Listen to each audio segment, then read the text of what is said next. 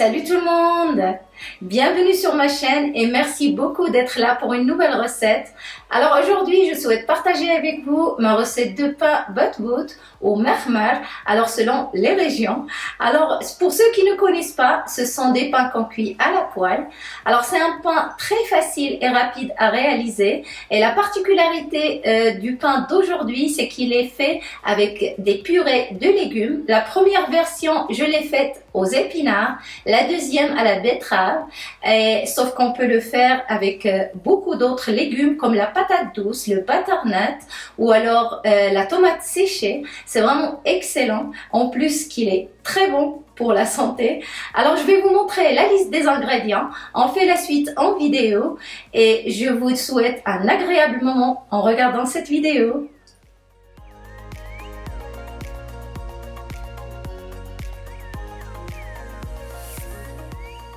On commence d'abord par cuire les légumes à la vapeur de préférence pour ma part.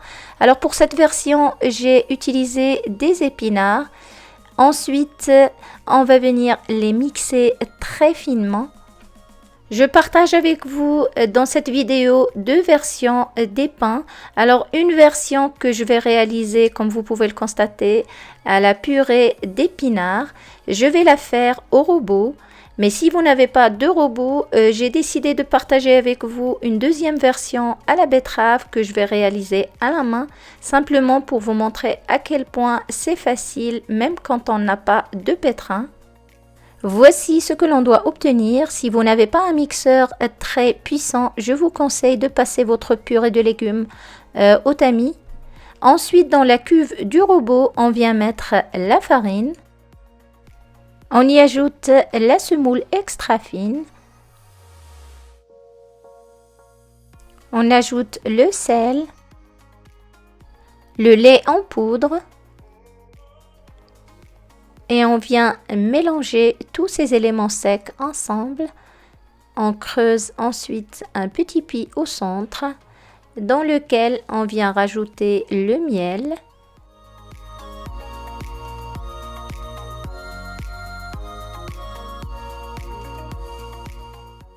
On ajoute ensuite la levure fraîche, on vient l'émietter de cette façon-là.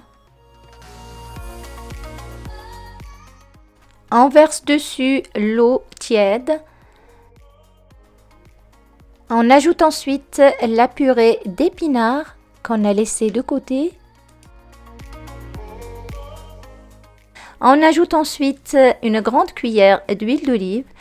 C'est totalement facultatif, vous pouvez vous en passer si vous le souhaitez. Et on commence le pétrissage de notre pâte. On va commencer avec un mode lent jusqu'à ce qu'on rassemble tous les éléments et on forme une pâte. Ensuite, on augmente la vitesse à vitesse moyenne.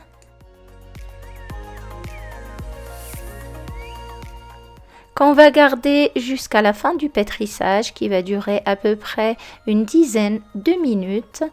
Je conseille de contrôler toujours la vitesse pour ne pas chauffer la pâte. Donc votre pâte est prête dès qu'elle se décolle totalement des parois du robot. On vient ensuite ramasser comme ceci notre pâte et former une belle boule. On va la mettre comme ceci au fond de notre bol et on va ensuite la couvrir et la laisser lever entre 1h30 jusqu'à 2h. Et si vous avez utilisé de la levure instantanée, je vous conseille de la laisser lever entre 45 minutes ou 1 heure. Pendant ce temps, on passe à la préparation du pain à la betterave.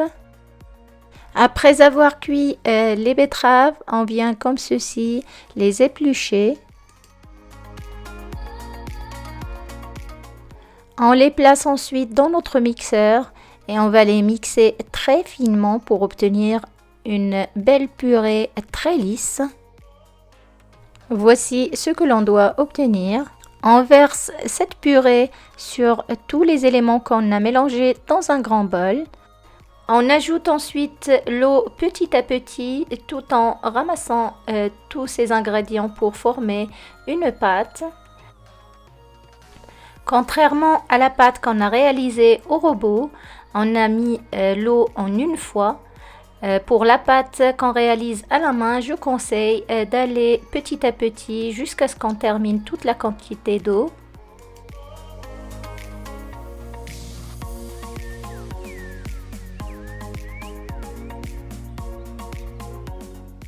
Voici ce que l'on doit obtenir. On va continuer à travailler la pâte comme ceci pour avoir une texture élastique et bien lisse.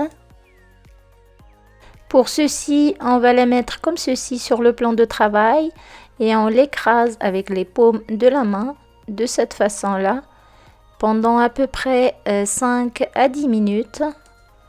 On reforme ensuite une boule qu'on va remettre au fond du bol. On la couvre de la même manière que la pâte de tout à l'heure et on la laisse lever de 1h30 jusqu'à 2h. Après la levée, comme vous pouvez le constater, la pâte a doublé de volume. On va venir la dégazer comme ceci. Ensuite, on va reformer une boule qu'on va mettre sur le plan de travail.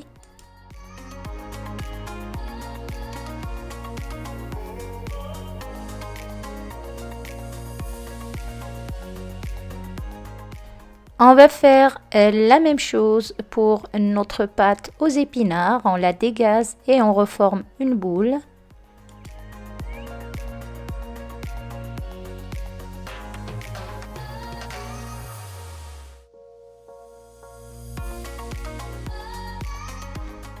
On vient ensuite diviser la pâte en 15 ou 16 petits pâtons.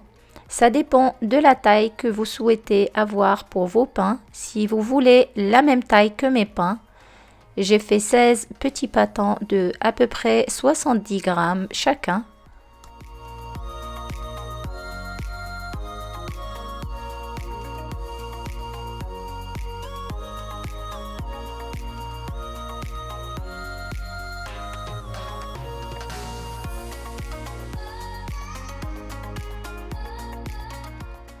On vient ensuite reformer des petites boules avec chaque pâton.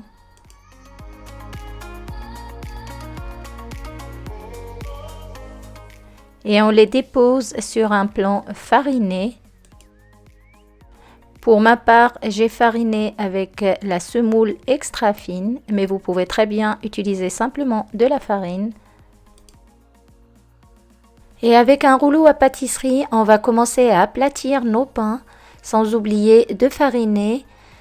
On va garder aussi la forme arrondie et on les aplatit à une épaisseur de 1 cm à peu près.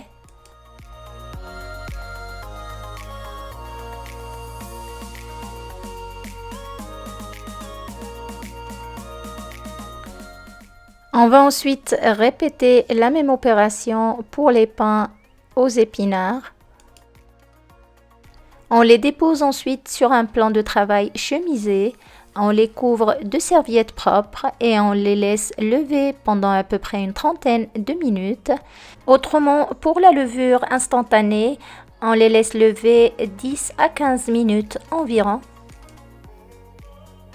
Je vous conseille de faire chauffer votre poêle pendant 10 minutes à peu près avant de commencer la cuisson.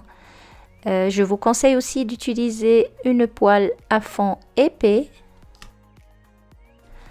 On va les faire cuire sur un feu moyen, tendance fort, et on les dépose délicatement. Dès qu'on voit des petites bulles sur le dessus du pain, on les retourne à l'aide d'une petite spatule. On attend à peu près 1 minute et on les retourne à nouveau. Si vous voulez que vos pains gonflent à la cuisson, je vous conseille simplement de les retourner à chaque fois pour cuire les deux faces de manière homogène. Veillez aussi à les retourner délicatement pour ne pas les percer.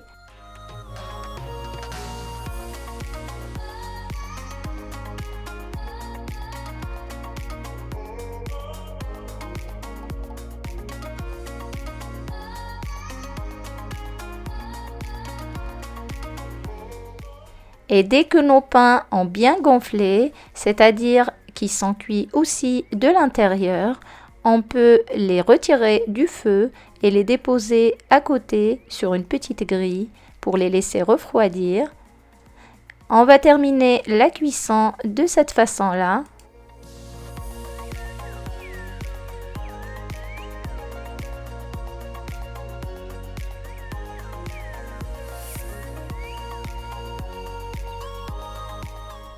Voici mes pains qui sont prêts.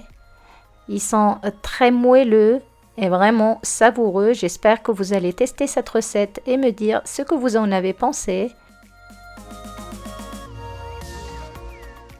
Je vais les couper pour vous montrer l'intérieur de mes pains qu'on peut garnir de sucré ou de salé comme on le souhaite et selon nos envies du moment.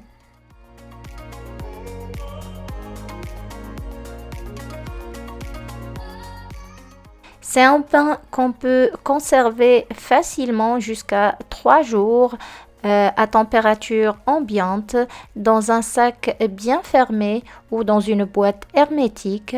Autrement, pour une conservation plus longue, on peut le mettre au congélateur jusqu'à 6 mois. Et pour varier les goûts, je l'ai déjà testé au butternut, c'est juste excellent. Vous pouvez également le faire soit à la patate douce, carotte ou à la tomate séchée. Ici, je vous ai fait 2 propositions de garniture. Dans la première, je l'ai garni avec un peu de sauce tartare maison. Ensuite, j'ai rajouté par-dessus du fromage cheddar et un steak haché. Et pour plus de gourmandise, pourquoi pas un double cheese et un double steak haché, des tranches fines de betterave, un peu de salade. J'ai garni le deuxième pain avec du guacamole que j'ai déjà partagé avec vous, un peu de jambon de volaille, de la salade. Voici comment j'ai présenté mes pains. J'espère que cette recette vous a plu. Si c'est le cas, n'hésitez pas à me le faire savoir en cliquant sur le bouton j'aime. Et il ne me reste plus qu'à vous souhaiter une excellente dégustation.